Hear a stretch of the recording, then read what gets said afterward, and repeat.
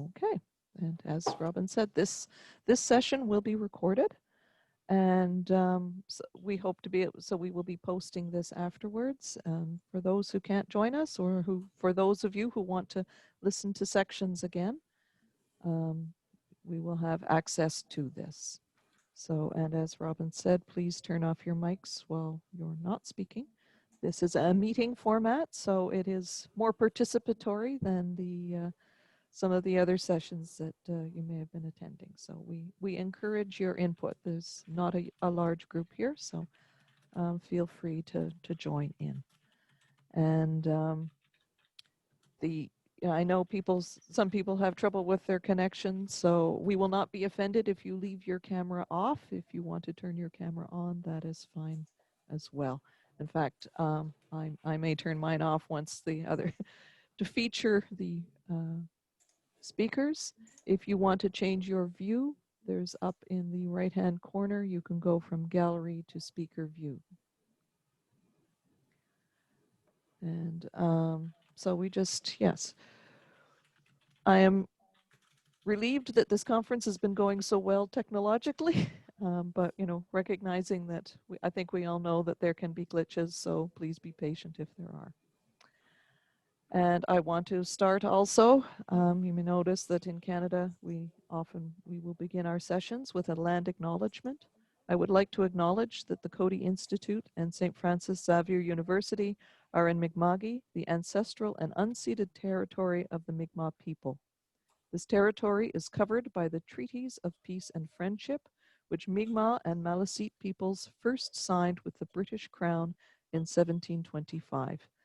These treaties did not deal with surrender lands and resources, but in fact recognized Mi'kmaq and Maliseet title and established guidelines for an ongoing relationship between nations. In recognizing this historical relationship, we acknowledge the significance and actions of reconciliation, local and national and international, in moving forward to build right relationships. So this is part of the process that we in Canada are doing in peace building between our Indigenous populations and settlers like me. So on with the show. We have 4 people have joined us, and we will join with them briefly. And I didn't even ask to, I just realized I forgot to ask you who wanted to go first. So I'm going to put you on the spot. I hope you don't mind. So we will have brief presentations by our people who have very kindly responded to my call for assistance. As you may know or may not know, that as part of this conference, there has been a great groundswell and interest in hearing people's stories, and we want that story gathering to continue. And we have a call for participation in an ongoing project, which will be a web space to share stories, analysis, policy dialogue, and creative expression regarding women and peace. And I will post that link soon on the chat to invite you all. And I'm assuming that if you have signed up for this session, you have a great interest in sharing a story.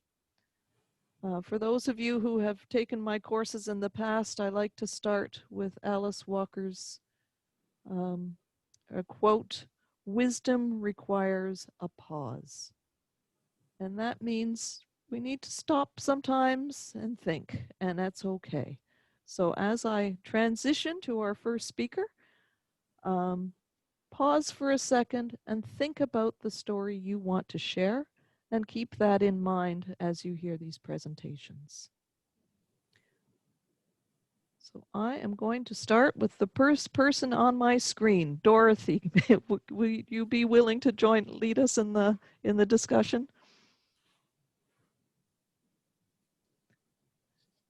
Dorothy Goredema, Dr. Dorothy Goredema is from Zimbabwe with Midland State University, and she's speaking about documenting peace building activities and stories. Dorothy, over to you. Can you check your microphone? There might be a delay.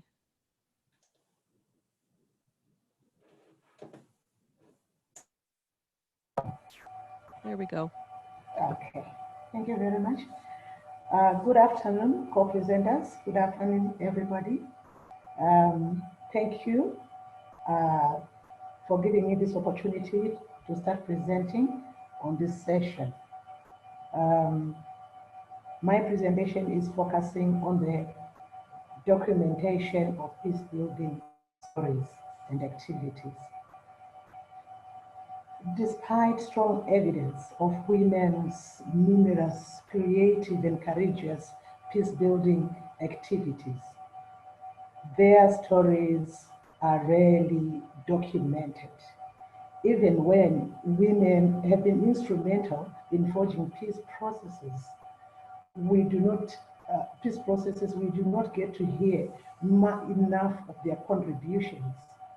Too often, women are invisible and they are sidelined in peace building narratives.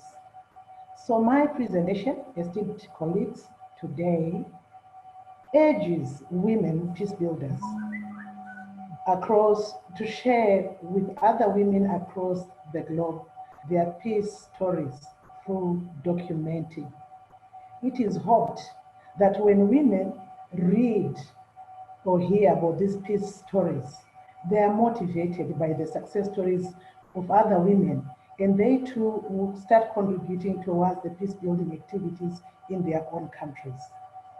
But the question to ask today is, how do we expect women to document their stories when they lack the skills, the knowledge, and the practice in documenting? So this calls for for a skills training and documenting practice workshop. Documenting practice, good listening, critical thinking are the skills that are required in documenting stories. One has to be a good listener so that they are able to understand the story they will be documenting. You also need critical thinking to be able to reflect and ask questions about the story which you document.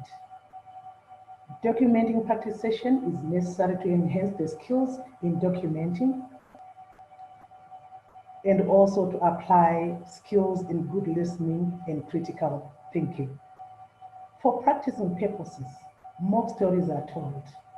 Then the participants are asked to make a recap, to reflect and ask questions. Afterwards, they write dummy documents. After writing the dummy documents, these are assessed and evaluated. Then feedback is given to the students so that they too can see the progress that they are making. So in documenting, you need a lot of patience and practice. Practice in documenting sessions, practice in good listening, and practice in critical thinking.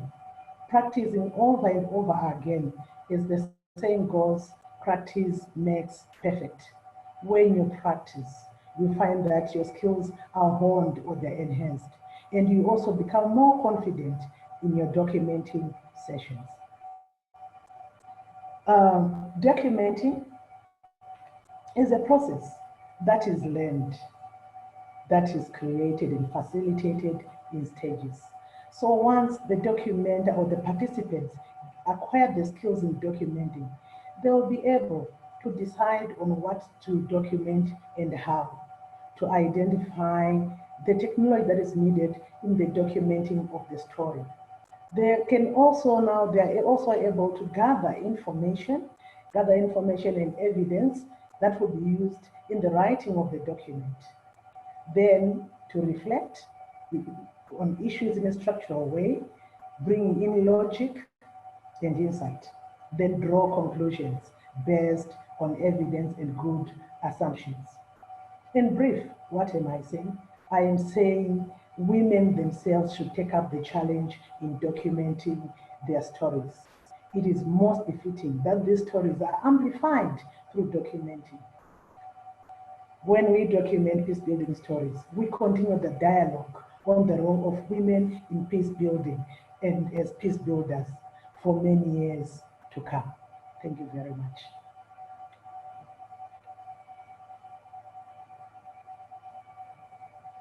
Thank you very much, Dorothy. I will. I'm just going to make a very quick response. I know. I was just going to let people talk, but you just that comment about the practice makes perfect is so important, and it's something I've often, responded to people who read other people's work and say, I can't write this well. And I tell them they have worked at this a very long time and they've really developed their skill. No one writes perfectly from the outset. And it reminds me of the session I joined in with Robin. Writing is very personal and it's very much like artwork. There was Yes, an art exercise and a number of people said, "Oh, I can't draw. I'm no good drawing." And the lesson from that was don't be judgmental to yourself. precisely. Peace requires not being judgmental to others. Oh, And yes. so to start that, we have to let go of that judgment to ourselves. Mhm. So thank I you very agree. much, Dorothy, for You are welcome, this is Catherine. the nice thing about a conference being on our session being on the final day. We encourage you to, pull together what we've been learning through this week. Oh, yes. Thank you Okay, very I'm much, Catherine. all right. I'm going to move along next to our next speaker.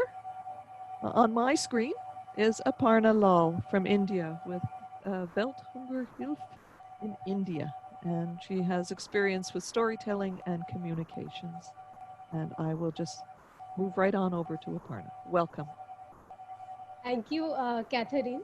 So I will especially talk about the actual practices by the civil society organization with respect to storytelling.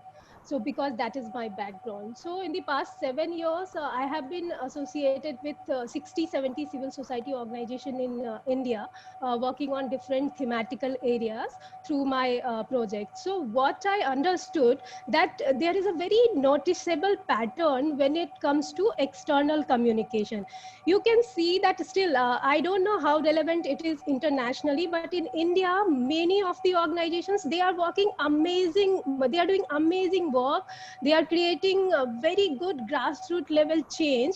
But when it comes to communication, they are not known outside their own stakeholders or maybe that area. So what I found that the first thing that in India, most of the civil society organizations are still preferring the traditional way of communication. Say, yearly annual report or maybe uh, once in a lifetime content update on the website or some random monthly social media posts. So that is the first thing which I noticed. And the second thing which stood out, it is about the preference. So still communication and documentation, especially the digital communication or social media, is not the priority of many of the civil society organizations. The same program person who are doing the field work or who are handling the project is doing the communication work whenever they find some free time. But this needs to be changed immediately right away, because the supporters and the donors for the civil society organizations are getting younger day by day. I mean, these are millennial people. They have a very different attitude with respect to consumption of communication material and also content. They are always on mobile and they just scan, they don't read. So for that, the most effective way is storytelling, which we are talking about right now. And when I talk about storytelling, then there are three important elements of storytelling. The first thing is termed as story of change, or the story of the people with whom you are working or the community. So the first person story showing the changes in their lifestyle, the struggle, the ultimate result, that is the story of change. The second thing, which is most important, very important, is the data and statistics. So data and statistics are very, very powerful if they are used intelligently. But these data should be very specific and localized, localized with respect to geography, demography, or maybe thematic thematic areas. So that is very, very important to localize your content. And the third element is very powerful action photos and video clips, because photos and also videos, if they are good, they have a very greater appeal to capture the attention. So these are the three basic elements of storytelling, and if they are right, then your communication message will have a greater appeal. So for this effective storytelling, there are some basic essential which every civil society organization should do. The first thing is about creating a organizational knowledge bank. As Dorothy said about gathering of information, it is the same thing. There should be one place, either on internet or on hard drive, where every person, including the field person, they could gather and deposit all the data, the stories, the statistics, the photos and videos, and it should be accessible to all. That is the most important thing.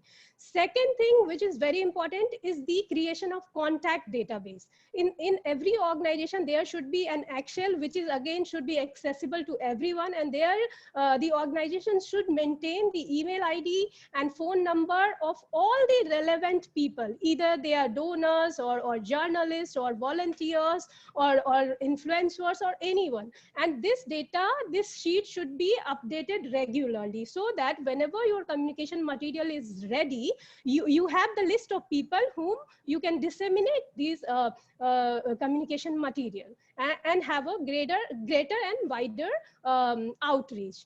And the third thing which is important is the language of the story. You have collected information, but how will you present these stories? Because your target audience is completely changing. So the first important thing about writing story is the language should be very simple, short and crisp, and also conversational. Second thing is about complete no of jargon. The word like empowerment, beneficiary, thematic areas, these mean nothing to common people. So in place of using the word empowerment, we should actually show empowerment, how it is happening. It is happening through the change. So it should be very people friendly and simple conversational language. That is very important. The fourth thing, which is also very important, is a very clear call to action or appeal. So if you are creating this communication material for donation appeal, then you have a very clear directions for donation. You should not write help us or support us. You should clearly write that donate us $100 and it will help us sponsor the education of 5 children or 10 children. So a very clear directions to the donors.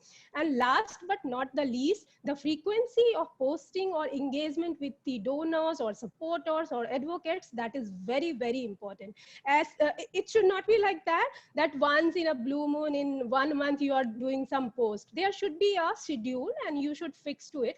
Either it is for a newsletter or social media. That's all from my side, Catherine. Thank you. Thank you very much, Aparna. There was some very useful comments in there, and I will jump in again.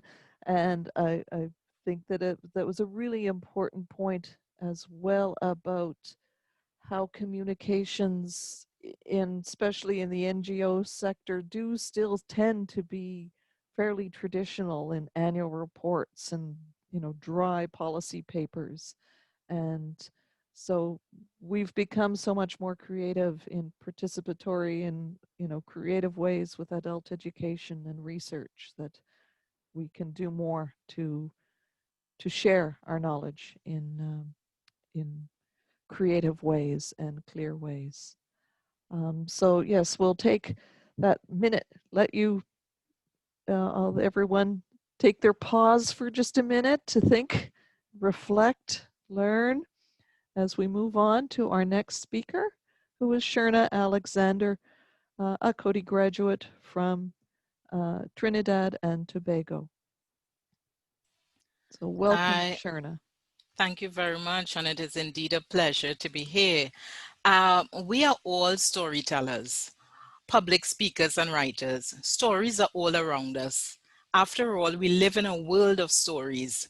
Deep in our DNA is the desire to listen to stories or tell our own. For years, audiences have been captivated, curious, persuaded, and listened with great interest from ancient to modern storytellers. Through stories, individual and collective changes have turned around communities and systems, making global news headlines inspiring ripple action. In 2006, I began advocating for the prevention of interpersonal violence at the family and community levels with a specific focus on women and children. Becoming an advocate was not by chance. It was due to my experiences with severe childhood, adolescent, and adult interpersonal violence. Some people say leaders are born. Others say leaders are made, and others say leaders just appear. I beg to differ because some leaders are made through harrowing experiences and oppressions of life. Others are appointed from birth. And we all stand up for something at some point in our lives, making us all speakers and storytellers. From childhood, I dreamt of being someone who helped others. I never knew the profession's name. As I grew older, I realized such people are called social workers. Storytelling or public speaking was never in my mind. I viewed storytelling as the only way I heard it: Cinderella and Rapunzel, Snow White and the Seven Dwarfs, and so many more. And every time I heard these stories, I fantasized about a prince coming to save me from the atrocities I endured daily. Sadly, no prince ever came. I never knew part of advocacy was storytelling. Back then, I just wanted to speak about the violence I endured and the violence thousands of children and women suffered within their homes and communities. As I listened to women advocates speaking profoundly on the issues, I envied how they articulated the situations they encountered. I was a novice at this and would often feel like I was in over my head, as I did not have anything to contribute. Yet I wanted to make a change. Was this an ambitious goal? Or was I allowing unhealthy fear to cripple me? I struggled to make sense of my purpose in the nonprofit sector. I remember being invited to give my first presentation, during which time I did not speak about my experiences. I presented statistics, and unfortunately, because I could not find any local statistics, I used those published by the United Nations that spoke to other countries. I looked around and the audiences seemed far away, tired, ready to go home. At this time, I went on for a few minutes more and then concluded. The applause was far from appreciative. After the event, I falsified a reason to get out of that space as I felt embarrassed, disappointed in myself, and wanted the earth to just open up and take me up. A few days later, a pioneer advocate who was at the event, on whose shoulders I stand today, called me into her office. I sheepishly walked in, bearing defeat all over my face. As I sat, she said, "Lift your head," with an assertive tone. She then looked me straight in the eyes and said, "You have stories. Use them to make room for yourselves and to help others." "Stories?" I exclaimed, and my facial expression reflected unbelief. As I thought to myself, what stories is she speaking about? She looked at me with great intensity and with that Caribbean stare, which only Caribbean children and people would know about. And she said, "Shona, your experiences make up your stories. Tell them to the world." "Do you think I do not have stories?" she exclaimed. At this point, I said to myself, she is either losing it or she hates me that much. I fumbled to find words to respond as her statement had evoked various emotions. "My experiences," I thought again. With a trembling voice, almost as if I wanted to cry, I uttered, "I cannot speak about what happened to me in public. How would people view me? Would they even believe me?" What she said next did not only shock me, it created a space for me to rethink how I view story and storytelling. She said, "If you do not tell your stories, then what happened to you was in vain. Some persons may say she should not have used such strong language. She had to use such language because I did not see in myself what she saw in me. And that language challenged me to step out of the box I was hiding in and keeping silent. At this time, I was crying and I asked, where and how do I start? She said, you start by speaking your truth anywhere someone would listen. And if there is no space, you create a space. Without any formal training on storytelling, public speaking, or writing, I launched out, knowing that I had a pioneer who was holding space for me. Most Caribbean women would push you into the water and watch you fight to swim. And if they perceived you were going under, they would step in and pull you out. That's a way of building strength, courage, and becoming better at what you do. Guess that's their way of saying, I love you, I got your back. I guess you may have figured it out. Let me reduce your expectation. I failed at storytelling more times than I could remember. However, I have also learned a few things along the way. Today, I am an evolving storyteller, better than I was in 2006. My journey has been eventful, but I love it. I never believed I was a storyteller. However, my life is filled with untapped stories upon deep reflection. I was socially conditioned to see my experiences as secrets no one should know or hear about. I was ashamed of my experiences and was taught through social norms to believe that society would be ashamed of me and no one would listen. I thought nothing good could come from sharing horrific experiences that leave physical, emotional, and psychological scars. I have seen and continue to see the good from sharing experiences through storytelling, public speaking, and writing. However, I did not get here alone.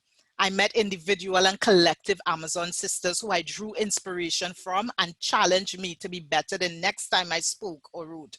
I did not realize that many along the way drew inspiration from me and looked up to me. Life is not a solo journey, and our advancement can be credited to various people, groups, and organizations at different moments in time.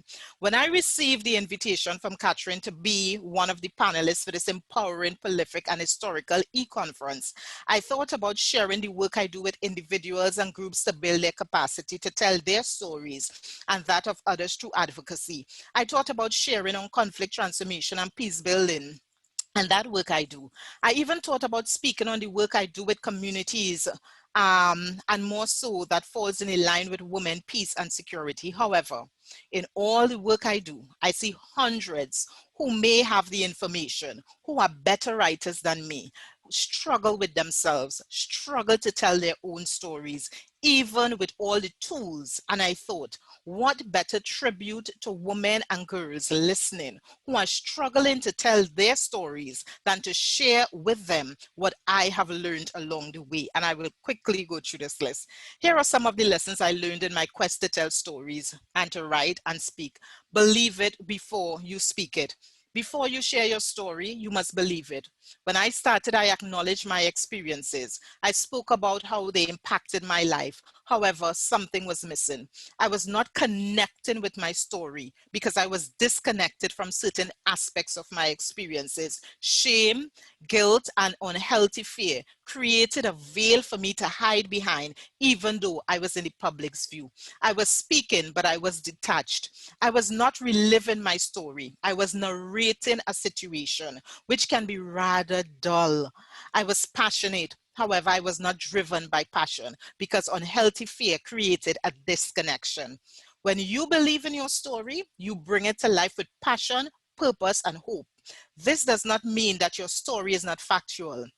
It means you have not embraced it internally because an internal fight still ensues. Believing your story has to do with accepting the traumatic or crisis event you experienced occurred and it altered your life, skewing how you view yourself and others and how you interact with the world around you.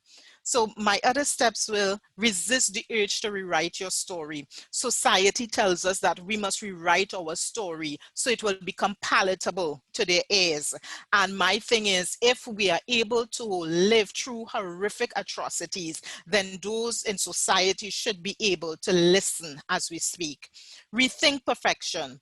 The traditional view of protection is a sense, it leads to, it's a fallacy in the realms of humanity. This notion of perfectionism kills creativity, authenticity, and closes the door on vulnerability. It promotes self-rejection and self-isolation. So in this process of telling your story, it's about reimagining perfection. See it not as an outcome, but rather a process. It's not about those moments of, it's about those moments of excellence. It's those moments when we do the best we can with what we have. It's the moment when we refuse to hear no, and we step on that stage and speak as though this is our last opportunity that the world would afford us. Practice does not make perfect. It makes you familiar. And that's my own thing. It makes you conscious. It enables the consistent evolution of yourself, and it enables you to tap into value-based support systems. And as you practice and you get familiar, you become excellent at what you do. Be intentional, be authentic, embrace vulnerability, connect with value-based support systems, know your medium, face your fears, believe your own story, highlight the conflict, and build your capacity. Mind map your thoughts, record yourself, use images and statistics, connect issues, enjoy the journey, be unique, share space, pause. People will try to shut you down, and tap into your spiritual source. Thank you. Thank you very much, Sherna. There was a lot there to inspire us. And I see the little videos, I can see some quiet, silent hand claps. So thank you very much, Sherna. Um, I'll just pick up on one thing that you had said about that initial, when people do start writing, they do tend to hide behind statistics and other people's knowledge and quotes from other people, and that it really does take confidence building to bring your own voice forward. And when I mentioned earlier, or what, following Aparna's comment about communications tendency to be traditional in NGOs, academic world is in that same boat, and it's a lot of work to claim our voices and to trust that it is a legitimate perspectives. So thank you. And we're moving on next. So pause. Maybe some people need to stretch at this point. If you need to loosen your shoulders and have a little pause. And now we move on to our next speaker, Biju Kandel from Story Kitchen in Nepal. I think the name of the organization gives us a little hint as well to the reason why Biju offered her services to help us with this session today. So I am going to move right on to you. Welcome. Okay, thank you, Catherine, and thank you, Coady Institute, for this platform to share our experience on story writing, storytelling each other. I'm Catherine already told about me, and I'm associated with the Story Kitchen. And the Story Kitchen is an organization working to make Nepalese women ideas, work, and experience visible. We do this through the power of narratives and storytelling. And the Story Kitchen applies the storytelling as its core approach for creating safe space, healing, truth-telling, and peace building. Moreover, the Story Kitchen to look into the history of Nepal for a woman's perspective and works to document her story, because since histories are written from the perspective of male perspective, so we are working to document the her story. So today I'm going to share my experience about story writing, storytelling, and about the by using the approach of narrative approach. Uh, uh, how my narrative approach, how my perspective towards the story was changed. Before the story kitchen, before to join the story kitchen, I worked for a long time in movement building with rural women of Nepal. In that time also, I wrote stories of women, a lot of story I wrote. But in that time, I write the story of woman from my perspective, project perspective and donor perspective. And we link their story with our project goal and objectives. But always we underestimate, I mean, intentionally, that was not intention, but under intentional, unintentionally, we always underestimate the story of women, what they really have, their story of courage, their coping strategy with hardship, and their dare to fight with injustice, what they went through. And when I got the chance to know about the narrative therapy approach and in storytelling, after joining the story kitchen, it was really enlightening experience for me. Now I know that we don't need to beautify the stories; they are already beautiful. The words from the personal experience and metaphor used from storytellers are enough to make a beautiful story. The life experience of storyteller is always greater than the literature. So now I have a skill to write a story about people, not about the project, what I did before. And I would like to share a little bit about the how to use narrative therapy approach in story writing. It is the approach to make a storyteller powerful, not a story writer. People themselves, when we write the story by using the approach of narrative therapy, then people themselves owner of story, narrator and writer of their own story. We are only the co-author of the stories, and it is the idea to bring out the life experience of people. It tried to shifting the identity of people, not only the when the story is not recognize them only victim or survivor, but story recognize them as a brave person and as a leader. In the traditional approach of story writing, we make a mountain of people hardship story or dominant story, but and we show them as a only as a victim and survivor, which make people more fragile and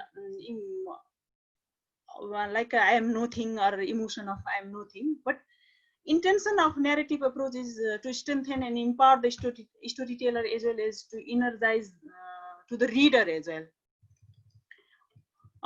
And another beauty of the narrative approach is that when we read aloud the story to the storyteller, and we can observe the smiley face and their emotions in their face, that is another beauty of narrative approach. So how we are using this approach in storytelling and story writing in our organization. Thank you. Thank you very much, Biju. I really appreciate your comments about when we're sharing other people's stories. We've been speaking about sharing our own stories, but when we are in this role of responsibility to bring other people's stories to the fore, use our, our privilege, our opportunities to help people bring their stories forward who may not have those opportunities, but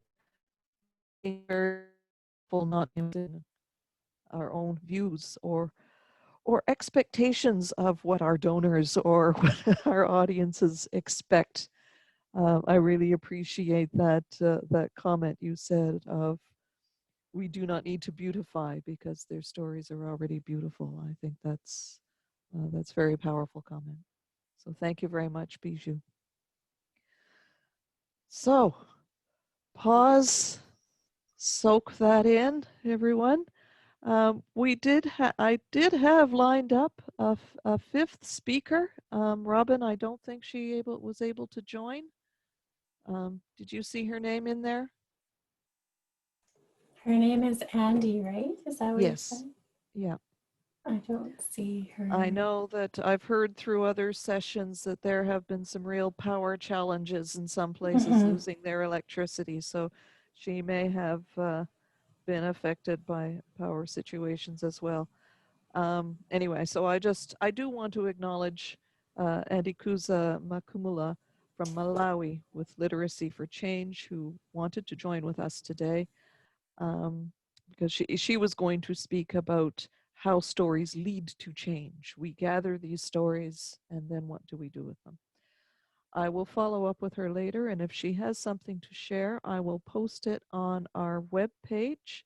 I think Robin put into the chat that we have been gathering information from the various sessions and posting them on our course links, or a links page. And so some of our speakers today shared some information that I've posted there. And if I can get in touch with Andy, I will share her information there. So watch that space. I've also posted a few other things to help us think about documenting, our narratives, and using stories. So as I find information, I will post to that as well. And so now I think, yes, Robin has just posted it there. And I will also post the call for contributions. So before we get into the discussion, this is our opportunity to participate. Let me see if I can do this. Everyone in meeting. Paste. That we hope to have a website and eventually an e-publication, a gathering stories and analysis, and this incredible movement of women's work in building peace and making sure that this important work is documented. It's been shared eloquently through this week, but we want a place where it can be preserved longer term for people to refer back to, for educators, for training material, for activists, for inspiration and advocacy, and for researchers to understand the experiences of women in grassroots women. So this call is now open. So we welcome people to post their expressions of interest. There is not a deadline set yet because I don't know how many people are going to respond to this. So we're leaving it open for now, and we hope that this will be an ongoing thing. So I'm going to open it up to the group for now and see if there are any questions or comments or other stories from the rest of the group. Maybe you want to ask something of one of our panelists as a follow-up. So is anyone out there wanting to join in? Please speak up. Please share your story or question. Catherine Sharon has her hand up. Oh, okay. Sharon must be on the next screen for me. We'll go ahead. Okay, thank you very much. I must confess that the workshops have been very inspiring since the beginning of the conference. And I really want to say that the speakers for today have mentioned a number of issues that I don't know if my contribution will be a question or will just be a comment.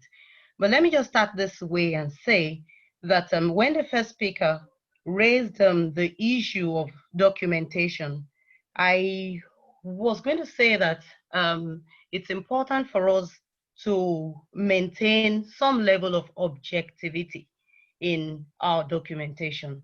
I mean, when we talk about documenting peace and conflict issues, we are often tempted to document based on our own perspective to the issue, and that could be detrimental, because what we have found at for example, I work with a Center for Research and Documentation, and often when you go through the records, the materials that are available, you find out that there are various perspectives to one issue, to just one issue. And often students or researchers find it difficult to even ascertain which of the issues, which of the contributions, paid close attention or the correct attention to the issue. Maybe there is no correct perspective anyway, but that is one thing that we need to also look at. Two, I want us to look at storytelling as key to transitional justice. And within the issues of peace and conflict, we find out that the media does a lot in that regard. But what happens? Let's imagine the scenario of the media mistelling our stories. Now, a lot of it said about us engaging the media, involving the media and all of that. Now, my question is, who are the people who constitute the media? The moment we have people who are non-feminists, who are non-conformist to the plight and the aspirations of women, are we not risking them mistelling our stories? Now, if that happens, how do we, bridge the gap? That is why women will have to continue to stay on the line and keep responding and reacting to issues. That's on both sides. So it's not just an issue of responding, but sometimes we have to react so that the documentation can be perfect. And lastly, I want to say that there are times that because of the trauma and the challenges that women have gone through, they often refuse to tell the stories. And that also is detrimental to the future of our communities. As a researcher, sometimes when you go out on the field and you try to find out about certain incidences, all the women decline.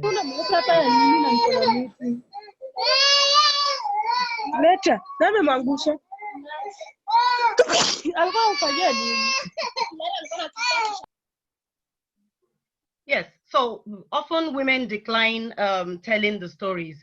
So of course, that is also telling us that we need to encourage each other, no matter how ugly the story is, no matter how painful the story is, we should be encouraged to tell it.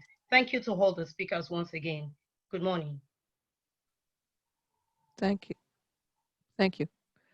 Chang Jerioth, I don't know if I'm pronouncing your name right. I see your hand up. Yes, thank you again. You pronounce it very well. I want to thank all the speakers. I've been attending this conference since the first day, and it's really been interesting. Today it was really wonderful. I want to thank all the speakers from Dorothy to Shena and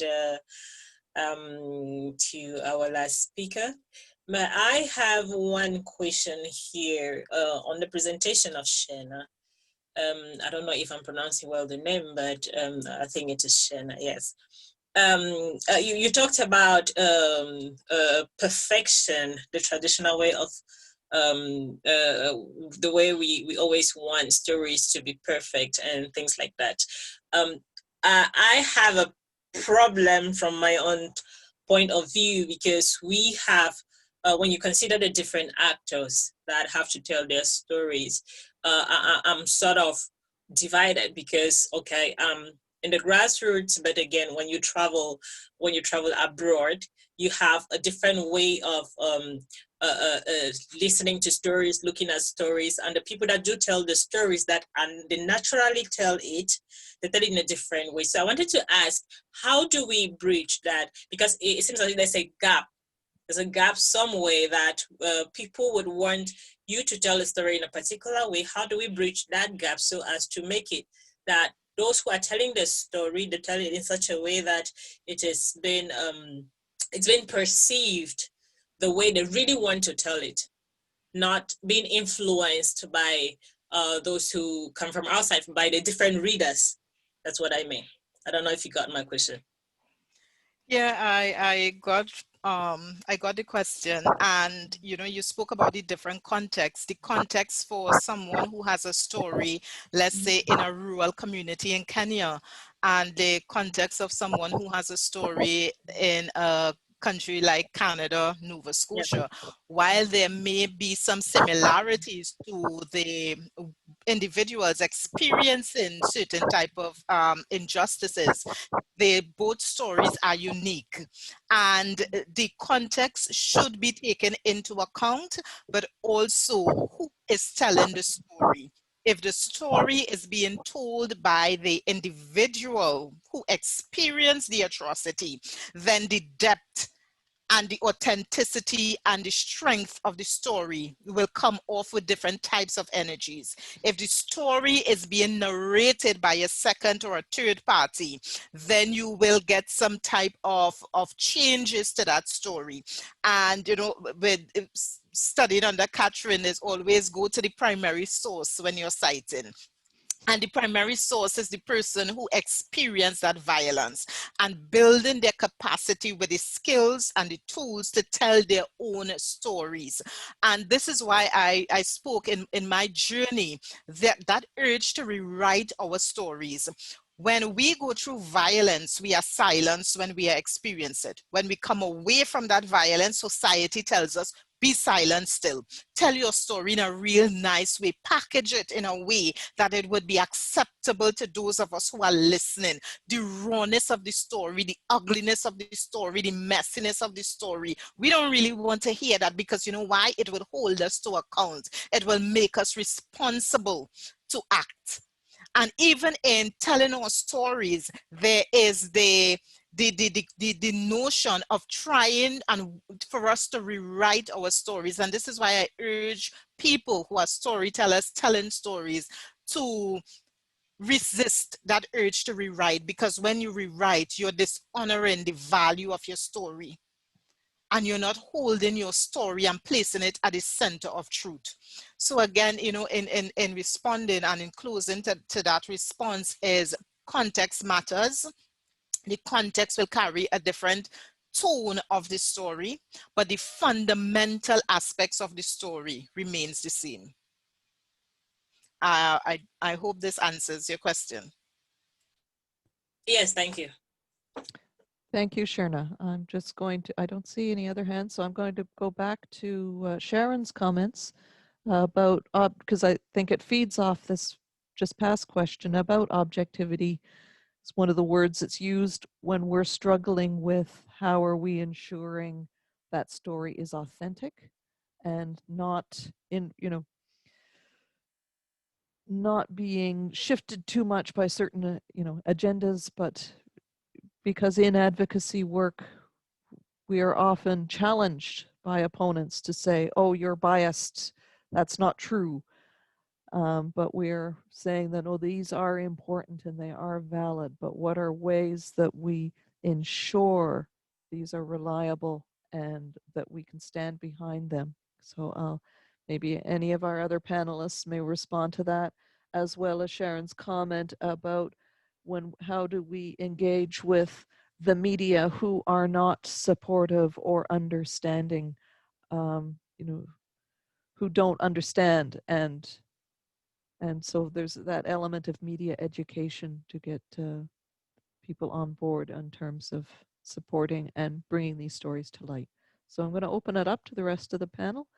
If any of you want to chime in, if you have a response.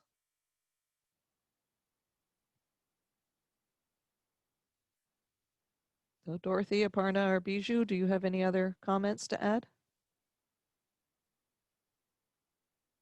Okay, Biju. Not at all, but same experience in Nepal, how media person frame the story about the people, and we also talk about that. How can we change the perspective towards the story about the people who are, they are making the victim as more victim by their stories and without any consent and without any other authorization. They are publicly publishing the stories of people, and that meaning of stories is beyond their reality.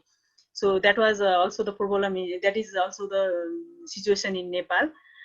So we are always thinking about that, how to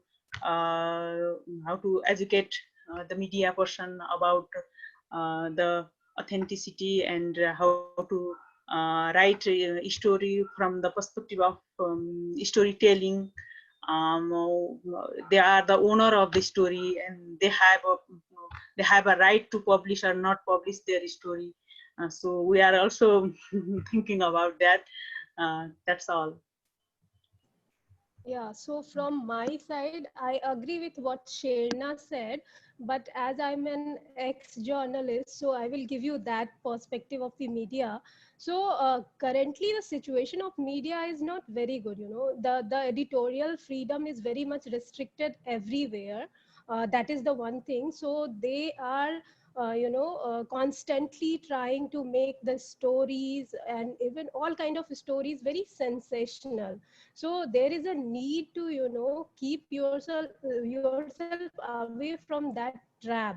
I mean, you cannot change the entire narrative of the story. Maybe little bit of tweaking is okay, but do not never get into that trap of media, because media has this tendency of sensationalizing stories.